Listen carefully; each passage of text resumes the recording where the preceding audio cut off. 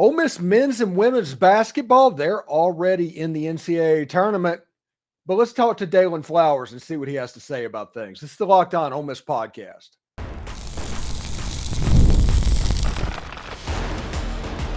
You are Locked On Ole Miss, your daily podcast on the Ole Miss Rebels. Part of the Locked On Podcast Network, your team every day. Hello, I'm Steven Willis of the Locked On Ole Miss Podcast, here with Daylen Flowers. Daylen, Ole Miss takes on Tennessee tomorrow night in a game that really nothing can happen negative, and the only thing that can happen is positive. If Ole Miss can get a win against a team that is going to have a 1 or a 2 next to their name whenever the seedings are announced, that's probably enough to move Ole Miss up at least a seed line. Yeah, you obviously you want to win every game you play, but Ole Miss is, in my opinion, and according to every source, even Joe Lunardi, Ole Miss is just playing for seeding at this point. You obviously, if possible, want to have that high seeding to get a better opponent, keep moving forward in the tournament. But Ole Miss is trying to just face adversity right now. A big win against an Oklahoma team that I know has been struggling all year, but was starting to pick it up at the right time with the ability. If they beat Ole Miss and had a chance of finishing out the regular season undefeated, probably would have gotten into the tournament. But with that loss to Ole Miss, Oklahoma, I wouldn't say it's impossible, but it looks pretty deficit for Oklahoma. But, Ole Miss has to rely on their guys. And, I think I've told you this right around conference play start, but if Sean Padulia is great, then Ole Miss is great. If Sean Padulia isn't having a good game, then Ole Miss isn't going to have a good game. And that's just the way I've seen it so far. He draws so much attention offensively with his shot-making ability, his playmaking ability. And so when he's able to create shots for his teammates, create shots for himself, and when he's filling it from behind the arc, there was one play closer towards the end of the Oklahoma game where he shot the ball in the corner with the defender right there, and I'm like, that's the Sean Padulia if we can rely on consistently, then this team has a chance of, Elite Eight of Final Four run. But Ole Miss has just got to stick to their game plan. A 3-game skid, which obviously sucks from an Ole Miss perspective, but you kind of have to look at it from a grain of salt. How did we learn from those 3 losses, and what can we now do to improve getting ready to go into a brutal final 2-game stretch of the season, and as well getting ready for the SEC tournament and a hopeful tournament run that is going to have some type of big banner in the SJB Pavilion moving forward. Yeah, and Ole Miss beating Oklahoma, they clinched their 9th win of the season, which means this is the thing. This should be the headline on every story that talks about Ole Miss basketball this season. Ole Miss is guaranteed a 500 record in the best conference in the history of conferences in college basketball. And, man, what for me is so amazing. I know we have a couple first-year head coaches in the conference, like Mark Pope and et cetera. But I have to give props to Chris Beard. This is just being honest, this is not a basketball school. This is not a school with a great basketball tradition, a great history. There have obviously been some great moments within Ole Miss basketball within the history of it, but this is not a blue blood or even just a school that you consider one of those schools that has developed great NBA talent. But Chris Beard in 2 years here has come in, completely changed the landscape, completely changed the culture, completely see the way that Ole Miss fans look and feel about basketball. And it's honestly amazing. And I am so grateful to be a part of it. And that says so much because, like you just said, for people that don't understand, I genuinely can't believe what I'm watching with the SEC this year. Like Georgia and South Carolina, they can compete with any team in the country, in my opinion, but they're at the bottom of the conference because they're playing in the best conference ever. Like South Carolina, before the Arkansas win this past weekend, had 1 conference win, and now they have 2. But a collection, I'd probably say 10 of those games off the top of my head, they lost by less than 5 points. Like there is so much depth. There's so much talent on every single team in this conference. You can't lose your mind off going on a 3-game skid like Ole Miss just did. You can't lose everything and all hoping and positivity when you have a 3-game skid or you have a 2-game skid or you lose a heartbreaker like Ole Miss lost to Texas A&M. There's no time for that. There's no time to kind of get over yourself and let things clog your mind. No, because the next game you have to play is a ranked opponent, and the game after that is a ranked opponent, and the game after that is a ranked opponent. This is a test for Ole Miss. I think that moving forward, how can they control their intangibles better, make smarter shots, rebound on the defensive side and avoiding offensive rebounds from other teams, make free throws when it matters, because that was a big thing that almost cost Ole Miss the game against Oklahoma. How can they control their own intangibles? And I think as much as we kind of have question marks about going forward, I think this is the best conference to do it in, because when you get prepared against these teams in this conference, then you can be prepared for the other teams in the conference that are thriving, like Duke, like St. John's, like some of these other teams that maybe not play the same style of ball, but you've seen so much validity in your conference that you're prepared for any stagnant coming forward. Yeah, and it's interesting. I was on Twitter earlier today, and my boy Jake Crane put out a tweet talking about how Bruce Pearl should be coach of the year. And I get that Auburn is fantastic this year, but Bruce Pearl absolutely should not be coach of the year in this conference. That award needs to be reserved for Dennis Gates at Missouri, and it shouldn't even be close. You don't go from winless in the SEC to winning 10 games and not be the coach of the year. I love that. I really do. I watch a lot of Missouri basketball. I'm a huge Dennis Gates fan. What he has done in terms of recruiting for that school, and like you just said, absolutely horrific year last year. Didn't win a single conference game. If I'm not mistaken, got knocked out in the first round of the SEC tournament as well last year. Missouri fans were calling for him to be gone immediately after the year before. They had a pretty good year, and they continued to recruit really well, and not just inside the state of Missouri, but neighboring states. And this is a team. They can compete with anyone. Missouri plays well on both sides of the ball. They shoot the ball really well. They have guys who can just go get a bucket when needed. They have great shot blockers. Dennis Gates, when you go 0 for 16, it's so easy to be like, what can I now do to even be relevant in any circumstance? But the fact is, not only have they come back from not winning a single conference game last year, but they're ranked. They're competing with every team they play. They're beating teams that last year you would have thought, no way this Missouri team next year is going to be able to compete. No way you think this Missouri team this year is going to be in the top 5 of the SEC. And they've done it. And he's continued to just elevate what Missouri is. And I love that. Obviously Auburn and Bruce Pearl, so many quad 1 wins, and they have, the best, in my opinion, the best front court in the country. But I think people kind of expected that. No one expected Dennis Gates and Missouri to look this good. I sure did. I watched them a lot last year, and every game, there were some close games that they should have won in conference play, but there were also some games that they got absolutely dominated in. So for the fact that they've come back this year and have just continued to play a great brand of basketball, I'm completely with you, man. Dennis Gates definitely deserves to be the SEC Coach of the Year. All right, whenever we come back, we'll talk to Dalen all about the Lady Rebs potentially hosting an NCAA tournament game. So stick around for that.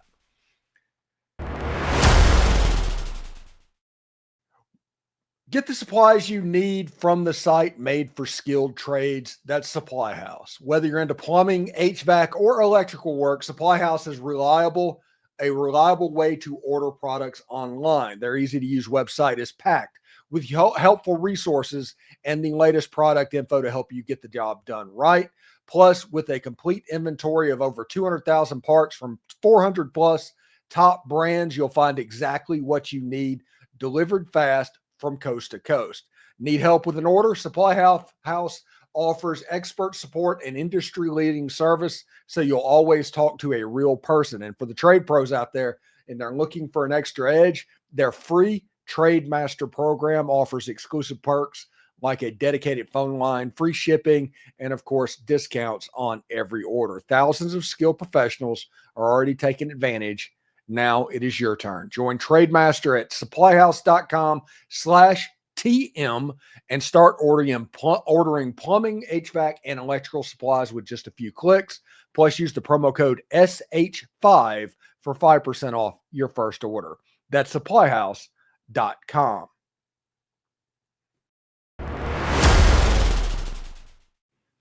All right, Dalen. Ole Miss went down to Baton Rouge and beat LSU. Coach Yo got another for a coach that never won the big game at Ole Miss. Coach Yo is kind of making it a habit this year. Yeah, I've been myself very critical of the women's basketball team this year. There have been things that, from my own perspective, I've thought could have been a lot better. But the LSU win secured for 4 straight seasons now, 10 plus wins in conference play for Coach Yo and the Ole Miss women's basketball team. So I have to give props to where props are due. She's come in, changed the landscape of this program, and has continued to elevate what is the standard for Ole Miss women's basketball. And I was on the press conference after the LSU game via Zoom, and she kind of talked to us, and she said, this was right up there with the Stanford win a few years ago in the NCAA tournament. This was probably, if not her biggest win, in her opinion, since her time being at Ole Miss. And I completely agree. This was a season that Ole Miss has faced a lot of adversity, some very tough losses to Texas and Oklahoma as well. A really big win a little over a month ago against Kentucky at home.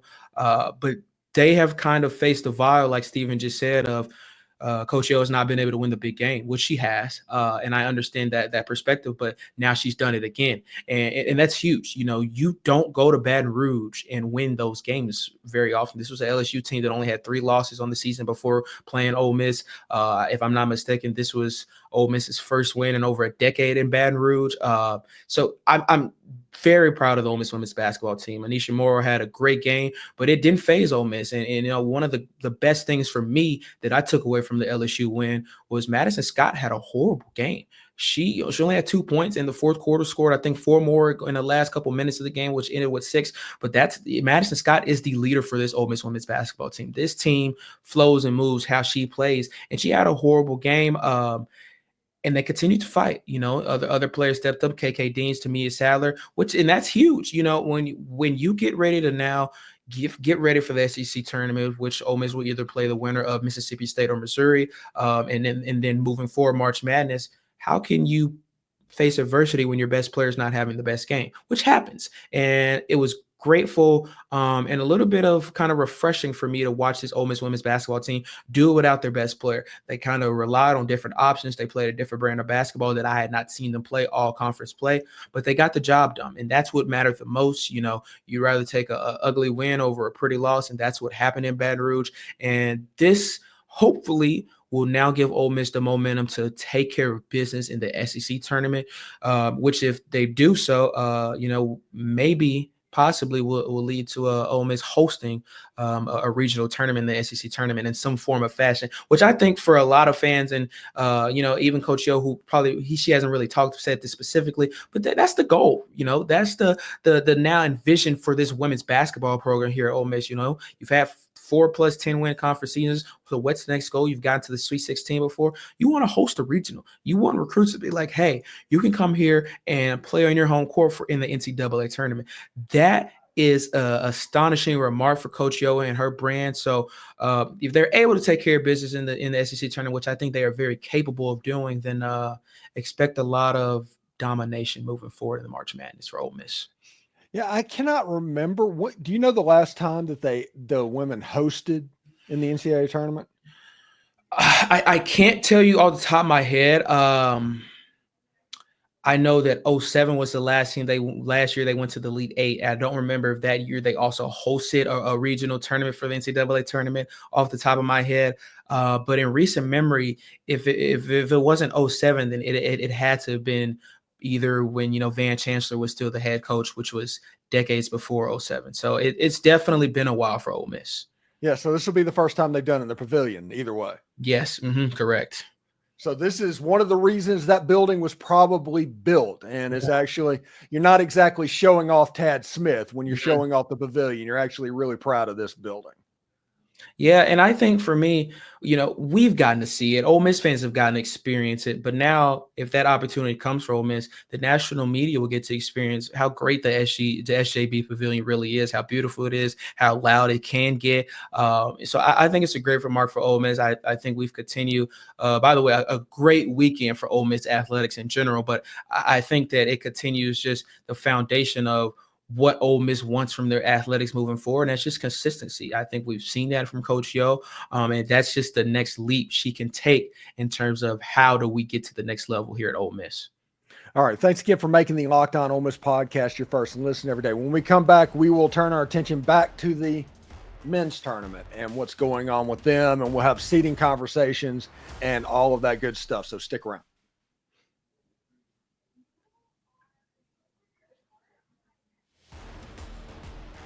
We are back, and Ole Miss takes on Tennessee tonight, and we talked about how good things can happen. And I've had the conversation. The lines that Ole Miss want to miss, because matchups are going to play such a huge part of Ole Miss's fortune from this point on, really, if we're going to be honest about it. But I do not think that Ole Miss needs to be a 4 seed. I do not think they need to be a 5 seed. I do not think they need to be an 8 seed. And I do not think they need to be a 9 seed. I think the Goldilocks zone for Ole Miss is either a 6 or a 7 seed.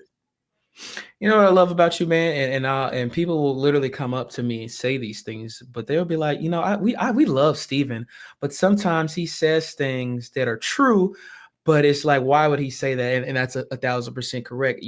Looking forward for Ole Miss, what's the goal here? Malik Dia kind of talked about after the Alabama win in that post-game interview he did with the SEC ESPN team that he said the ceiling for this Ole Miss team was the Final Four. And you kind of look at it, but you have to look at the route to get there. What route do you want to be able to do to get there? And you know what, man? I think this Ole Miss team is capable of it. But when you look at the routes you have to get there, how is the most applicable way for you? I love this Ole Miss basketball team, but one thing I just think that they struggle at compared to teams like Tennessee, Auburn, Alabama is size. But they've been able to do better in terms of forcing a lot of turnovers against some of these teams. But I think in the long run, that may hurt them, especially in the tournament. So how do you fight and get to a journey that you can avoid some of those things? And unfortunately, as much as, like I say, you want to win every game you play, don't get me wrong. You don't ever want to play to lose.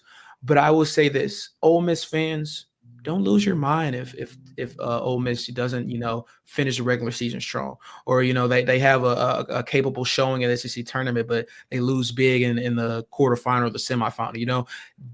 This team has a game plan. Chris Beard has a game plan. He's been here before. He's been to a national championship before, a game that was a possession away of him winning the national championship in 2019. Trust this team, trust this staff, and trust these players. They've been through the trenches, a lot of them here at Ole Miss specifically, and I'm very comfortable moving forward with this team. But like I said earlier, they're going to have to rely on their own intangibles. How can you take care of yourself and not beat yourself up? A lot of the Ole Miss losses I've watched this year, they did it to themselves. You look back in the Mississippi State game earlier in the season at Starkville. They got down before the half and cut the lead down to single digits before halftime. But it was such an unnecessary losing effort in the first half that they tried to climb back from and ended up losing that game. But you can even look at it at different stances. Look at that same state game. If Matthew Morrell doesn't go up for a layup and he maybe dunks it, they win that game. Or maybe Sean Padulia doesn't take an unnecessary 3 with about 13 seconds left on the clock. Ole Miss is capable, in my opinion, of beating any team in the country. But can they beat themselves? That's the real question here. And I love the point you make. I think the route is just as important of getting there. It doesn't matter how you get there as long as you get there. And that should be the number one goal for the Ole Miss men's basketball team. Yeah, and I think Joe Lunardi, the last we saw, had Ole Miss as an 8 seed. And don't worry about that. That you're where you want to be, and things are going to change between now and Selection Sunday. A 7 seed would be fine, but I saw a bracketology maybe in the last week or so that had Ole Miss as a 6, and Texas Tech was the 3. So the second round game would be Chris Beard versus Texas Tech, and I was like, oh yeah, sign me up for that. Definitely will be headlines. I think one of the cooler things in terms of the seeding that we're talking about is, what do you want from Ole Miss? And when I say that is proximity to Mississippi. Do you want to have a close proximity where Ole Miss fans are able to travel well to these games? Or do you want to have that at high seed, but maybe you have to go to Oregon or, somewhere in the Northeast? I think those seedings matter in terms of hopefully getting a chance to kind of allow Ole Miss fans to travel well, because Ole Miss fans are excited, that's what I'm trying to reiterate, that don't lose your mind, because a couple years ago, being in the tournament for Ole Miss was an afterthought, and now now Ole Miss has the opportunity to do that, do some damage in the tournament. So just be grateful, and hopefully Ole Miss, has the ability to play to close proximity to Oxford and surrounding areas to allow Ole Miss fans to travel. Thanks again for making the Locked On Ole Miss podcast your first listen every day. We're free and available wherever you get your podcast, including YouTube. We're part of the Locked On Podcast Network, your team every day. Daylan Flowers from the Rebel Walk, from the Dalen Show. The podcast is back up and running, is it not? It is. Season 5 officially dropped this past Friday. It's been so great, man. Like I've been shown so much love from peers lately. And again, thank you so much. A lot of people from watching Locked On Ole Miss will literally just come up and just say, or send me a message. It's just like, I love what you're doing on Locked On, and I've watched your own show, and I love the interview you're doing. So thank you guys. I put so much work and effort into building up this 5th season. And now that it's kind of here, it's kind of cool. But we've continued. I've been recording like crazy these past couple of weeks, and I'm going to continue doing that before spring break next week, so I can kind of relax next week a little bit. But I'm so grateful that the 5th season of the Daylen Show is here, which is incredible for me to think about, because I swear this just started yesterday, and now, in June will be the official 5-year start. But thank you guys for your support, and thank you, Steven, for believing in me and continue to promote myself as well. So thank you guys for your love and support, man. Dude, everything's awesome. I'm just glad you're on the show. I've had parents of football players call me and it's like, hey, hook me up with Dalen. I'm coming to a ball game. I want to meet Dalen. I was like, calm down. We will see what we can do. It was like, Dalen is the life of the party, man. But thank you very much for everything you do for us, man. I appreciate you, man. Thank you guys so much. All right. You have a good day, man. Thank you. You too, my man. Hotty toddy, y'all. Hotty toddy.